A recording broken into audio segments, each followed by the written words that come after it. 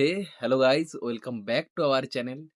তো আজকের যে কথাটা তোমাদের সঙ্গে আলোচনা করব বা তোমাদের সঙ্গে আমি তোমাদেরকে বলবো কথাটা, সেটা প্রত্যেক ছেলেদের জীবনের একটা কাহিনী। যে কাহিনীগুলো যারা সময়ের সঙ্গে চেঞ্জ হয়ে গেছে তো ভালো, যারা সময়ের সঙ্গে চেঞ্জ হতে পারেনি, তাদের খুব কষ্ট দেয় জিনিসগুলো। জানি না কেন আজকের আমার না খুব মন থেকে কেমন একটা লাগছে নিজেকে। আ তোমাদেরকে বলছিলাম যে আমাদের এখানে ৫৬ মাদল যে অনুষ্ঠিত হয় সেটা হচ্ছে। মেলা ওই মেলার মধ্যে যাই, হয় অনেকেই আসে, দেখা হয়, কথা বলি। তো তাও মনে হয় না একা, একা ঘুরছি বা একা, একা কিছু করছি।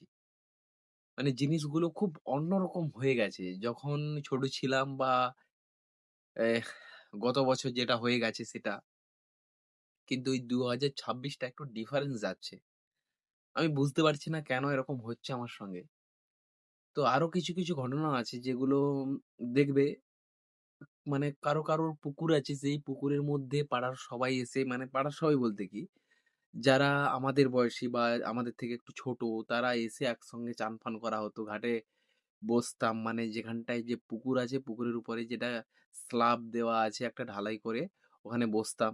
বসে কথাবার্তা বলতাম। ঘন্টার পর ঘন্টা কথা বলছি, হাসাহাসি করছি। তারাই এখন আসে কিছুদিন, ১-২ দিন আসে, আবার চলে যায়। আর সেরকমভাবে কেউ আর বসে না একসঙ্গে। যদিও আসে, ঘরের মধ্যে থাকে।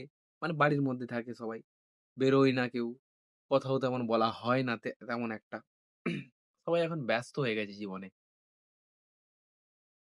কিন্তু জিনিসগুলোর যে এত পরিবর্তন না, এই পরিবর্তনটা সবাই হয়তো সবাই মেনে নিতে পারত না। কারণ কি, যেমন এখন আমি কোন কাজ করছি না বা যারা কাজ করছে তারা মেনে নিচ্ছে। কারণ কি, তারা একটা কাজের মধ্যে আছে, একটা প্রসেস এর মধ্যে আছে।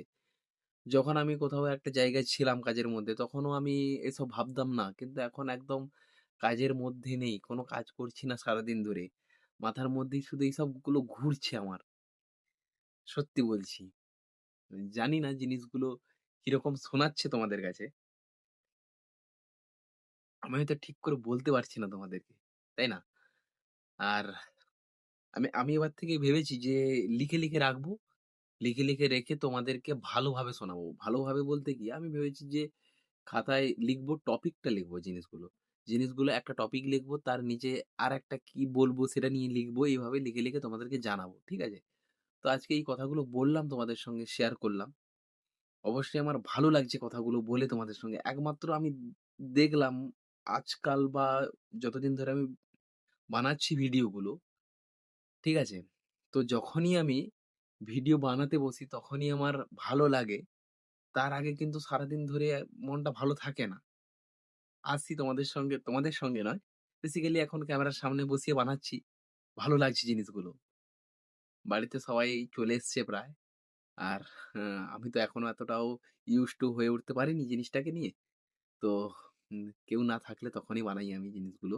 আর জোরে, জোরে বলতে পারি। কারণ যে যা শুনছে শুনুক। কিন্তু আমার সামনে এসে যদি কেউ দেখে আমি এরকম করছি না, আমার খুব একটা ভালো লাগবে না।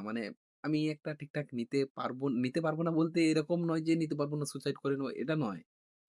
আমি ঠিক করতে পারব না। সঙ্গে, সঙ্গে হয়তো আমি ক্যামেরাটা বন্ধ করে দেব। হ্যাঁ, চুপচাপ বসে থাকবো। আমি বললাম, হ্যাঁ, এরকম জিনিসটা হবে। কালকে যেমন কি হয়েছে, হঠাৎ করে আমি ভিডিও বানাচ্ছি, ভিডিও বানানো শেষ হয়ে গেছে প্রায়। ঠিক আছে?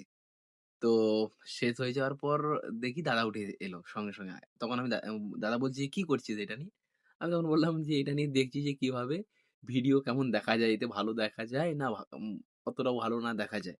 বলছে, "না, না, এতে ভালো ভিডিও দেখা যায়। তুই স্ট্যান্ড করে রাখবি, হেবি সুন্দর।" আমাকে দেখালো যে এইভাবে অ্যাঙ্গেল করে রাখবি, হেবি সুন্দর দেখা যাবে। আমি বললাম, "ওকে, ওকে, ঠিক আছে।"